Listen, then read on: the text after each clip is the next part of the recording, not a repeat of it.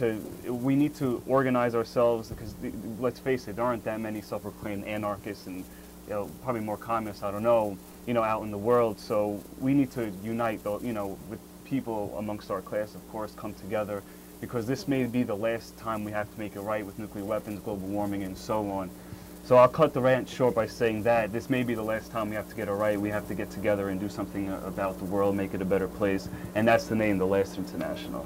So with that said, this is the song, Workers of the World Unite.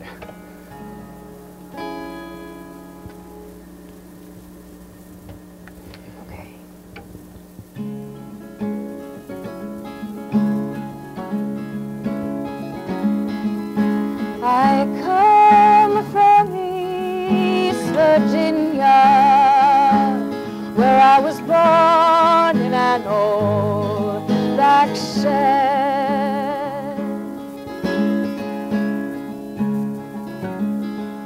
My father moved us to New Orleans, where he was forced to use his hands.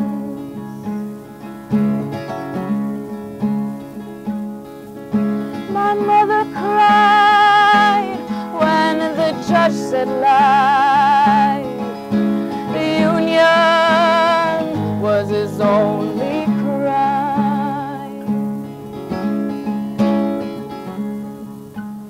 I'm still told to leave it all behind. I spent my whole life on a picket line, screaming, workers unite, don't give up the fight. Workers of the world unite, unite.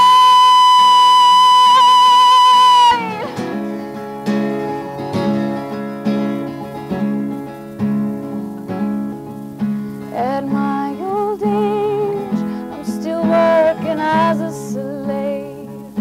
The bosses work you to your grave.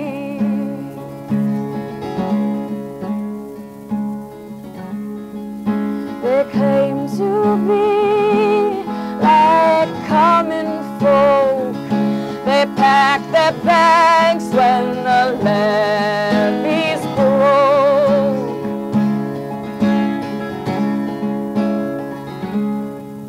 For 5 long days I watched the waters rise. I was forgotten and left to die.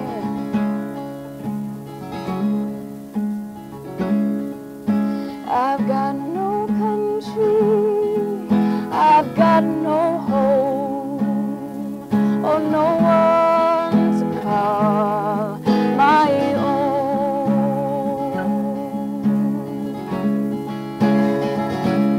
I'm drifting back to East Virginia.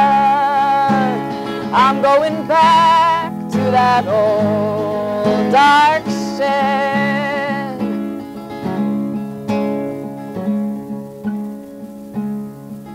I remember what my father said when he was waiting online for bread, screaming, workers unite, don't give up the fight. Workers of the world unite, unite. Workers unite, don't give up the fight. Workers of the world unite, unite.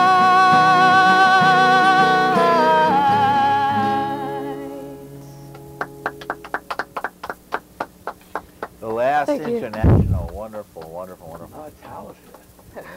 But the new generation of music is continuing to grow. What have you seen, hope David so. Peel? You've been doing this for a long time. What do you think? Do you think that there's a new generation coming up? Who's like you and I, we're not getting any younger. You know, but also getting much more much more educated too. But the most important thing right now is that if you really mean what you say and say what you mean, or sing what you say, say what you sing, and then it'll happen. Yeah. Or your generation will find out if you're real or not real. But I think right now, the continuation of being yourself will give a long longevity to continue the next generation. Otherwise, you will have what's called the dark ages of music. And people like from Bob Dylan, God rest his soul, who lives in Malibu Beach, to Bruce Springsteen, who lives in Rumford, New Jersey, and the very, very wealthy.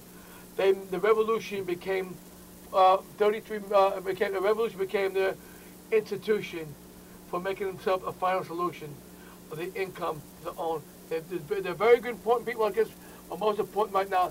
They're people first, and the rewards are second. Without the people, the rewards mean nothing at all. Absolutely. So let's make sure that you people don't make the mistake which you see so far so good. Now keep on growing. Make sure it's not your bank account, but your music itself. Now tell us a little bit about your guys, Delilah and Edgy, and tell us a little bit about because you sang so beautifully about East Virginia. Where are you from? Where did you originate your sound? Oh, well, I'm from New York. Okay. It was just the story how it came about that we chose East She came Virginia. up with the line. Yeah, that was just the first line I came up with, and then actually we wrote that song together. Yeah. So I don't know. It was weird because East Virginia. I Were don't know you where in that New York came. City, by the way? No, well, Queens. But no, Wow. yeah, That's so New York same City. thing. Yeah. That's where the phone. That is New York City. Yeah. So I've been in New York. Queens. Like, New York City, the 5 boroughs. Oh, well, Queens, that's the other white meat. It's she came up with the melody, and then she came up with the first line. I walked into the room. I was like, "What is that?" And then she was like, "Oh, I just wrote it." I'm like, "Really?" I was like, "All right, we got to put something." Yeah. I was very inspired by the first line. I heard the melody in my head. I heard the whole song in my head. So we were kind of pressed for time because we were going to go into the studio that week or whatever it was. So we literally wrote the song in one night, like a couple of hours. The whole song was written, and it tends to be a favorite amongst, or one of the favorites amongst, like, you know, the leftist crowd or whatever. Right, when you play, right? Yeah, because of the words. Yeah. Did you sing at the marijuana march?